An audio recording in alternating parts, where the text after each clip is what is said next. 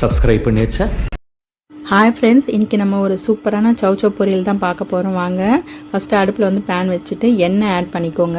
எண்ணெய் சூடான பிறகு கடுகு ஆட் பண்ணிவிடுங்க. கடுகுலாம் நல்லா புரிஞ்சிட்டே வரும்போது கடலைப்பருப்பும் உளுத்தம்பருப்பும் ஆட் பண்ணிக்கோங்க. தாளிக்கிறதுக்கு வந்து ரொம்ப நல்லாயிருக்கும் இதெல்லாம். ஸோ அடுப்பு வந்து மீடியம்லேயே இருக்கட்டும். நீங்கள் ஹையில் வச்சிங்க அப்படின்னா இந்த பருப்புலாம் வந்து தீஞ்சிடும். இங்கே பாருங்கள், இந்த கலர்லாம் வந்து நல்லா சேஞ்ச் ஆகிட்டே வருது.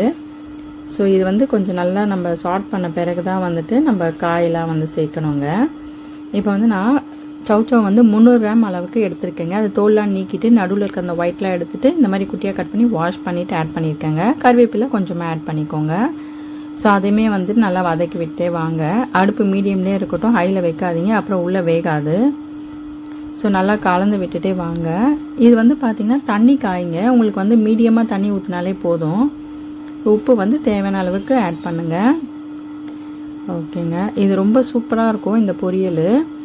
எப்போவுமே நம்ம வந்து பார்த்திங்கன்னா கூட்டு, அப்புறமா காரக்குழம்பு, அதுக்கப்புறம் சாம்பார்லாம் போட்டு நம்ம செய்வோம் இந்த சௌச்சௌவை.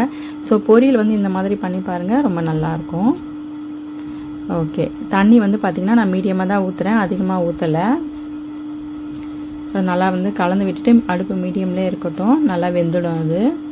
அதுக்குள்ளே வந்து ஒரு பவுட்ரு ரெடி பண்ணிடலாம். நம்ம பொட்டுக்கடலை, மிளகு, ஜீரகம், சோம்பு, அதுக்கப்புறமா வந்து காரத்துக்காக காஞ்ச மிளகாய் எடுத்துருக்கேங்க நான். இதை வந்து பல்ஸ் மோடில் வச்சு நீங்கள் அரைச்சி எடுத்துக்கோங்க. தண்ணியெல்லாம் எதுவுமே ஊற்றக்கூடாதுங்க. ஸோ காயுமே வந்து நல்லா வெந்துடுச்சு பாருங்கள். இப்போ வந்து நம்ம அரைச்ச அந்த பவுடரை வந்துட்டு இதில் ஆட் பண்ணிக்கலாம். ஆட் பண்ணிவிட்டு நல்லா மிக்ஸ் பண்ணி விட்டுடுங்க. எல்லா பக்கமும் வந்து பார்த்திங்கன்னா நல்லா அந்த பவுடர்லாம் வந்துட்டு நல்லா சேர்ந்து இருக்கணும். ஸோ ஓகேங்க, நல்லா மிக்ஸ் பண்ணிவிடுங்க. ரொம்ப டேஸ்டியாக இருக்கும் இந்த பொரியல். ஓகே, இது வந்து நீங்கள் காரக்குழம்பு, அப்புறம் வந்து ரசம், இதுக்கெல்லாம் வந்து பார்த்திங்கன்னா வச்சுன்னு சாப்பிட்லாம், ரொம்பவே நல்லா இருக்குங்க.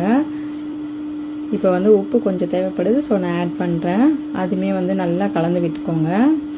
அந்த கலருமே உங்களுக்கு வந்து லைட்டாக சேஞ்ச் ஆகிருக்கும் பாருங்கள் ஃபஸ்ட்டு போட்டதோட. ஸோ வந்து நல்லா ரெடி ஆகிடுச்சு. ஓகே, சூப்பரான சௌச்சௌ பொரியல் ரெடி. உங்களுக்கு இந்த வீடியோ பிடிச்சிருந்ததுன்னா லைக் பண்ணுங்கள், ஷேர் பண்ணுங்கள், சப்ஸ்கிரைப் பண்ணுங்கள். தேங்க்யூ.